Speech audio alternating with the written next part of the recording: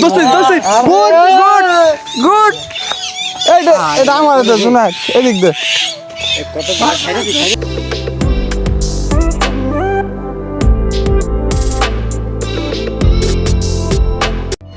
Hello everyone, আসসালামু আলাইকুম। সকালে কেমন আছেন? আশা করি সকালে ভালো আছেন। তো আজ আমরা একটা পাখি ধরেছে জুনায়েদ, আমি ধরি নেই আর কি, আমি দেখাই দিছি জুনায়েদরে কইছি ওইটা ধর। ওর কাছে যাইতে যাইতে দেখি ধরেই ফেলাইছি।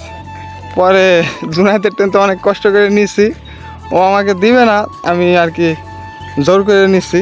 এটাকে আমি পালবো, অনেক আশা আছে পাখিটা পালার। দেখা যাক বাকিরা কি হয়। পাখিরা অনেক ভদ্র দেখা যাইতেছে, চুপচাপ রয়েছে।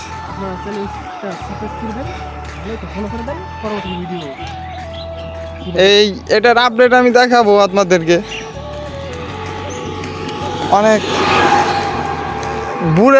বুড়ে হয়ে গেছে যাকে বলে, মানে বয়স্ক পাখি।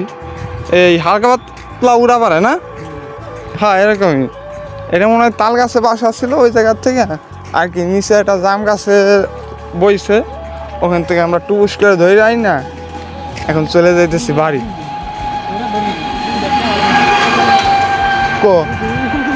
না ওইটি ধরা যায়নি। বাড়িতে পাখি আনার পর কেউ শুরু করে দিচ্ছে। এই যেটা সিলাইতেছে এটা হচ্ছে কাকার, আর আমার পাখিটা হচ্ছে নিচে ওই যে বসে আছে।